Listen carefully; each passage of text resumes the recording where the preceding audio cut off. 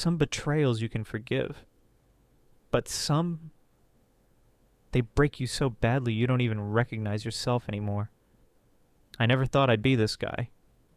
The one gripping the steering wheel at 2 a.m., staring blankly at the road, too numb to even feel the pain. But here I am. I can't go home. Not after what I saw. The phone in my pocket vibrates again. Emily, I don't answer. I can't. I already know what she'll say. It's not what it looks like. Please just let me explain. But how do you explain that? I tighten my grip on the wheel, my knuckles turning white. My heart should be racing, my blood should be boiling, but all I feel is nothing. Like I'm standing outside my own body, watching a stranger fall apart. 6 hours ago, I was a different man. I believed in love, in trust, in the idea that family is supposed to be the one thing in this world that never betrays you. Now, I don't believe in anything anymore. A part of me wants to turn the car around, storm back inside, and burn everything to the ground, but another part of me knows it wouldn't change a damn thing, because the damage is already done, because no matter what I do next, I'll never be the same again. I used to believe Emily and I had the kind of marriage that could withstand anything. We were that couple, the ones people envy, the ones who made love look easy. We had inside jokes, weekend traditions, and a rhythm that just worked. Every morning she'd kiss me before I left for work. Every night I'd pull her into my arms and breathe in the scent of her shampoo. She was my best friend, my person. But looking back now, I realize that the slow unraveling of our marriage didn't start overnight.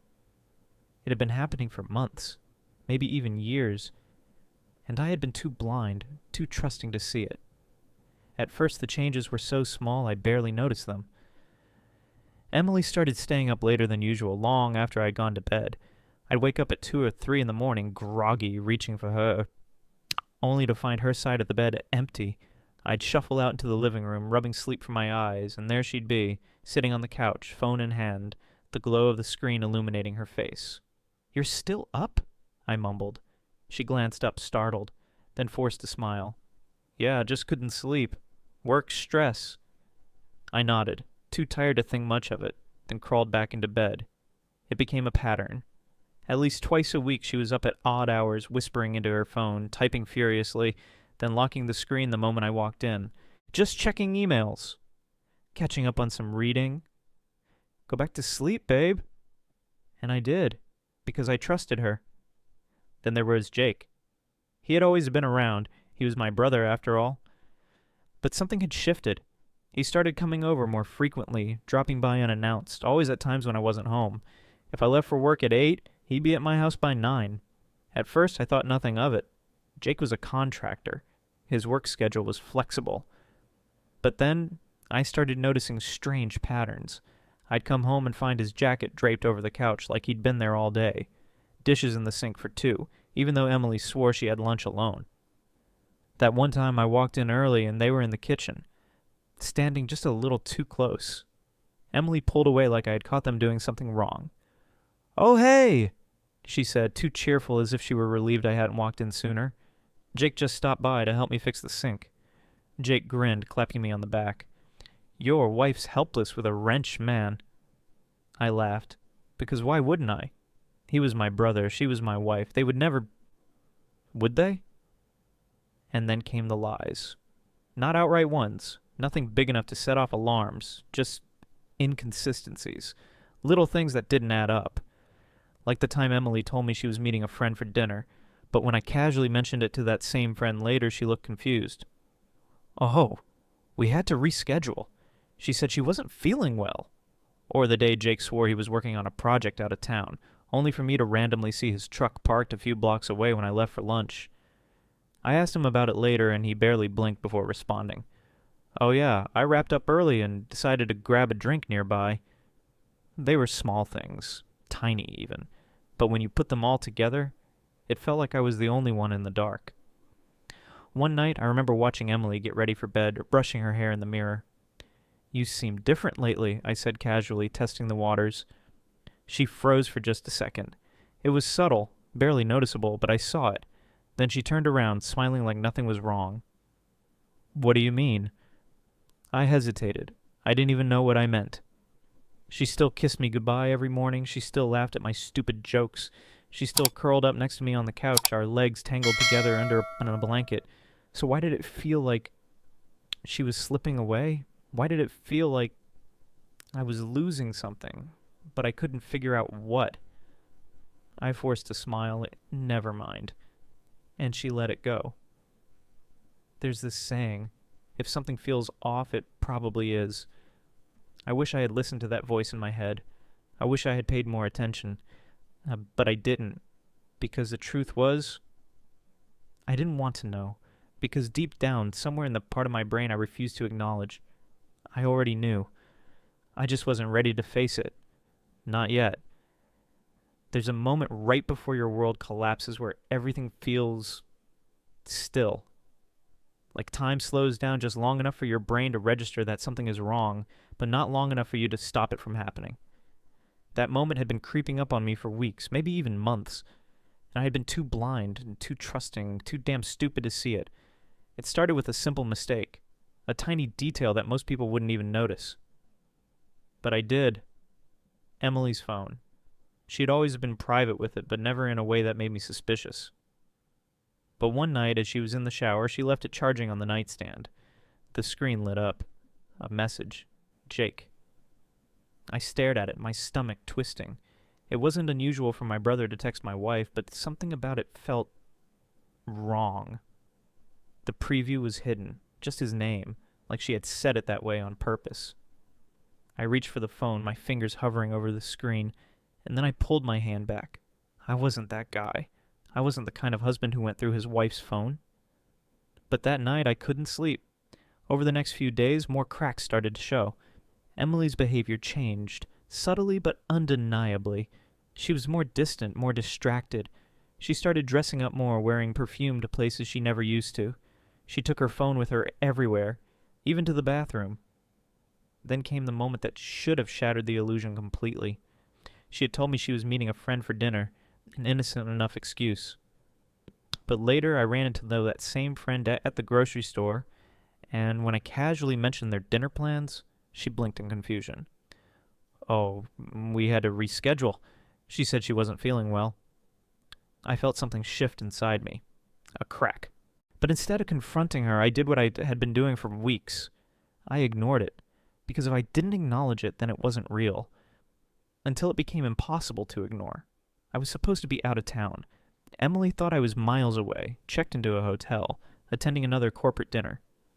But the deal I had been working on fell through, and instead of staying the night, I drove home. I didn't call ahead. I figured I'd surprise her. But when I pulled into the driveway, my stomach dropped.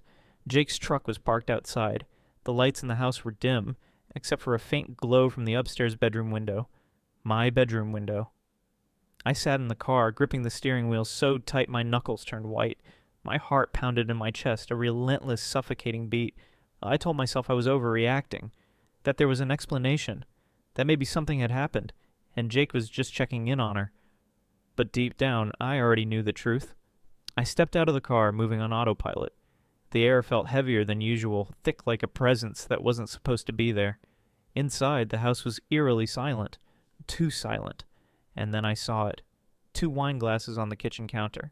One of them had a faint lipstick stain on the rim. My stomach twisted into knots. I took a slow breath, forcing myself to move forward, to keep going, even though every instinct in my body was screaming at me to stop. I climbed the stairs one at a time, each step feeling heavier than the last. My legs felt numb, like they weren't even my own. Then I heard it. A laugh. Software, muffled or too familiar. Then a whisper. A voice. His voice. I should have turned around. I should have left, spared myself the agony of what came next, but I didn't. I pushed the door open, and everything shattered. Emily, Jake, in our bed. It didn't register at first. My brain refused to process it. I felt like I was watching a scene from someone else's life, like I had stumbled onto a reality that wasn't mine. My stomach lurched, my pulse pounding in my ears so loud I could barely hear anything else. Emily's head snapped up. Her eyes widened in horror, her body jerking away from Jake as if that would somehow erase what I had just seen. Jake turned slowly, his face pale, his expression unreadable. No one spoke. The air was suffocating, thick with something unspoken. My entire body felt frozen, paralyzed by the sheer weight of betrayal. Emily opened her mouth, about to lie. I could see it in her eyes, the desperate scramble for an excuse, an explanation, anything that would make this something other than what it was. But there was nothing. No words could undo this. No justification could erase the image now burned into my brain. Something inside me snapped. I stepped back. The movement felt slow, disconnected from reality. My breath came in short, uneven bursts. The walls of the room felt like they were closing in, pressing down on me, suffocating me. Jake moved like he wanted to reach for me, but I turned before he could. My feet carried me down the stairs, out the door, into the cold night air before I even realized I was moving. The second I stepped outside, my legs nearly gave out. My hands shook as I gripped my knees, gasping for air. My phone buzzed in my pocket. Emily. Again. I let it ring. I sat in my car, staring blankly at the dashboard. My hands were still trembling. My mind felt like it had been wiped blank, because this wasn't just betrayal, this was my wife. This was my brother. And nothing would ever be the same again. I don't remember how long I drove. One moment I was standing outside that house, my house, gasping for breath, feeling like my chest was caving in. The next I was parked in an empty lot miles away, staring at the dashboard in complete silence. My hands were still shaking, my stomach twisted, my pulse pounding in my ears so loudly that for a moment I thought I might pass out. My brain kept replaying the scene over and over again, refusing to let me escape it. Emily. Jake. The way she pulled the sheets over herself, as if that would somehow erase what I had seen. The way Jake looked at me, caught, exposed, guilty. The worst part? Neither of them said a word. Not sorry, it's not what it looks like. Nothing. Because what excuse could they possibly have? My phone buzzed next to me. Emily. Then again. Jake. I didn't pick up. I wasn't ready to hear their voices. Wasn't ready for the lies, the explanations, the pathetic attempts at justifying what they had done. I needed air. I needed time. I needed something that I didn't even know how to put into words. So I drove. The aftermath leaving wasn't the hardest part. It was what came after. I didn't go back to that house. I packed a bag, took what I needed, and stayed with a friend for a while. The idea of sleeping in the same bed where Emily and I had built our life together, where she had destroyed everything we had, was unbearable.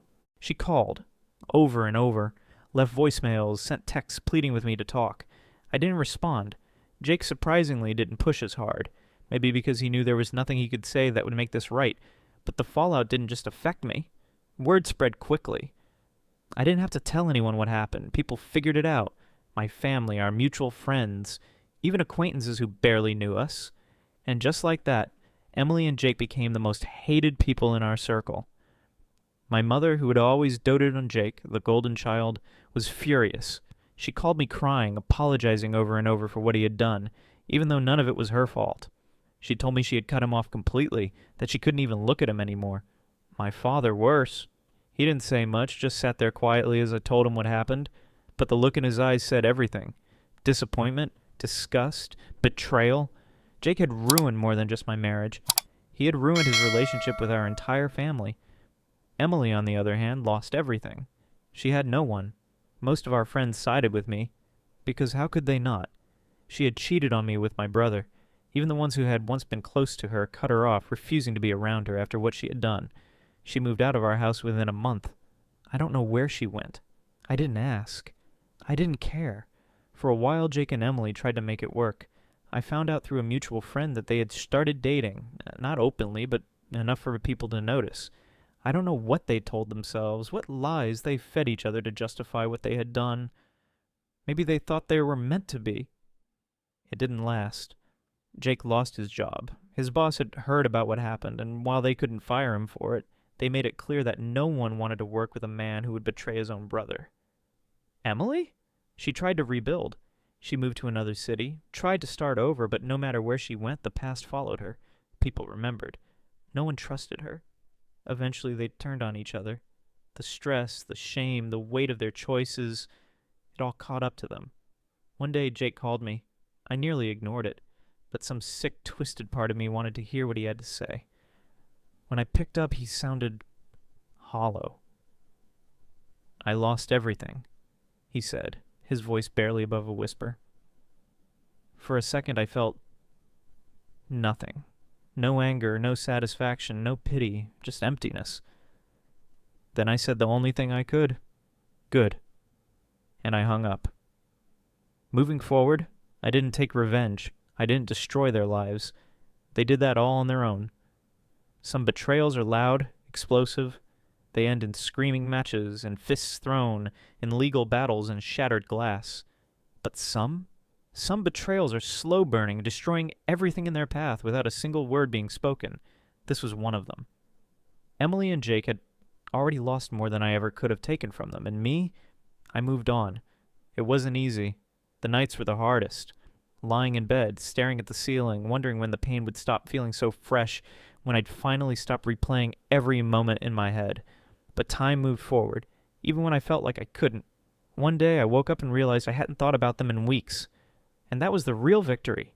Not revenge, not making them suffer, just letting go. Because at the end of the day, they had to live with what they had done. But I was finally free. They say time heals all wounds, but that's a lie. Some wounds don't heal. They just stop hurting. For months I carried the weight of what they did, the anger, the betrayal, the emptiness. It felt permanent, like I would never be whole again. But then one day I woke up and realized I didn't care anymore. Jake lost everything, his family, his job, his reputation. The golden child, the one everyone admired, reduced to nothing more than a man drowning in his own mistakes. Emily? She disappeared. She tried to start over somewhere new, but no matter how far she ran, she could never outrun who she really was. And me? I survived. Not by forgetting, not by seeking revenge, but by taking back the one thing they tried to take from me, myself. Betrayal doesn't define you. What you do after it does. And I chose to move forward, because at the end of the day, the best revenge isn't making them suffer. It's proving that they never had the power to break you. But here's the real question. If the people you trust most can betray you so easily, who can you ever truly trust?